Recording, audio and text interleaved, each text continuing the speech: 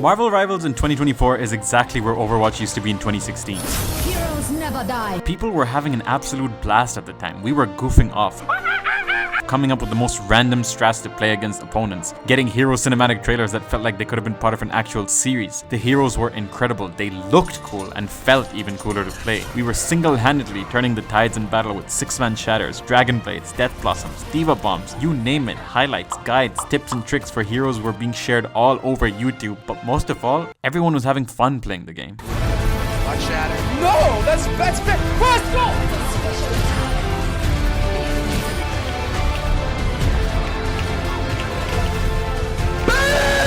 And to cut an 8-year-long story short, the essence of what made Overwatch so fun for the casual player, heck, even the competitive player, was lost. Balance patches, hero reworks, strict team compositions, extremely stretched content. At some point, it felt like you had to play each game perfectly to win, or else you would enter the stunlock gangbang party or the shield hyper heal cockblock. At some point, playing DPS felt like an accessory. No mistakes, no wrong heroes, or else you were throwing sweaty matches that sucked the absolute life out of the player. For many of us, Overwatch went from being the enthusiastic call to play the game with your buddies to that sad opening cinematic of Winston trying to assemble us once again. It's been too long. Yes. Yes, it has. But the release of Marvel Rivals feels like that life's been brought back into the hero shooter genre. I can't believe how much of an amazing job NetEase has done to make the game feel so familiar, but at the same time invigorating. All your favorite heroes, both mainstream and niche, play like actual superheroes and look like total badasses. Each character's art style looks like it might as well have been ripped from a comic book. There's an aura, a flair, a presence that each hero brings to the table. And god damn, I'm out here playing Stephen Strange, opening portals, levitating and forcing souls out of other characters. Now I'm Loki. Fuck you, there's 3 of me and I can teleport. But also, let me steal your character's abilities real quick. Your powers are mine. Now I'm Psylocke, but not the X-Men Marvel vs. Capcom Psylocke. I'm a fucking weeb ninja. Now I'm Iron Fist from JoJo's Bizarre Adventure.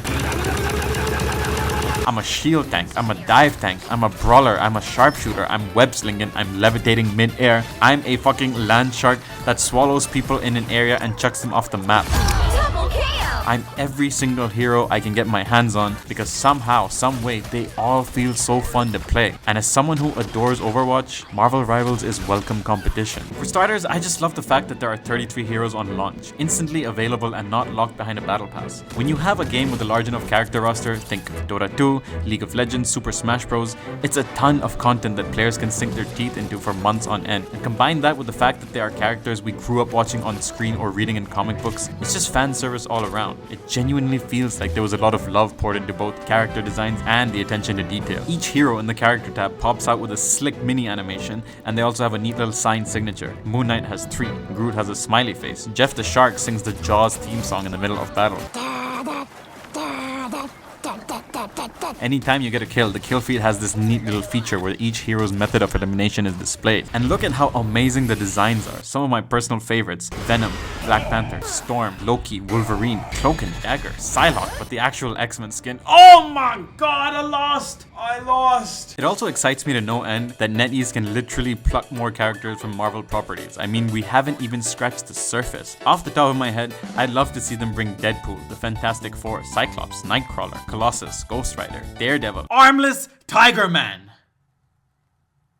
He can fucking kick shit. I don't know. It's important that the roster is updated somewhat regularly. Overwatch used to release about 2 to 3 heroes a year, so I feel like it should match that pace to stay sustainable. The main issue on everyone's mind though will undoubtedly be balance issues. Right now, we're in the honeymoon phase of Marvel Rivals. I'm not gonna conveniently forget that. Overwatch would have its honeymoon periods as well, but when the novelty wore thin and it came to balancing the game, it was just a mess.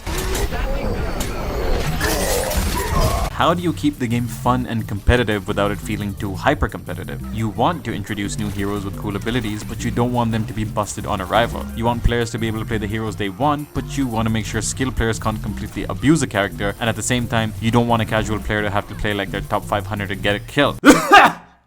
I'm looking at you, Genji. On the flip side, you don't want a Brigitte situation either. I remember logging onto Overwatch thinking I would have a fun day of competitive play, only to get my cheeks clapped by all-powerful Break.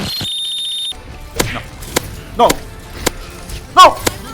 Please! Marvel Rivals existing, I feel, is a good thing for Overwatch, whether or not you like Rivals. Competition is never a bad thing, and keeping games on their toes is important. You want games to stay consistent in quality, you want to keep their monetization practices or business models in check, and you want your game to be the more fun one people play. I don't think Overwatch is going anywhere, but I think it's nice that they're not the only good hero shooter out there. I like that Palworld made Pokemon think twice. I like that Marvel Rivals showed Concord the personality and soul Overwatch needed to succeed. I like that Multiverses tried. Like, really tried. Didn't go very far, but at least it tried. But of course, I'd actually love to go back and play a game of Overwatch. It's just that I'm so put off by the direction the game took ever since Jeff Kaplan left. It's almost as if he's the fucking land shark in Rivals. If Overwatch got a wake-up call from Rivals, believe me, I'm sure a lot of the former's fans would be really happy. And if not, well, I'm just gonna pick Spider-Man and... I'm gonna put some dirt in your eye. Hadouken!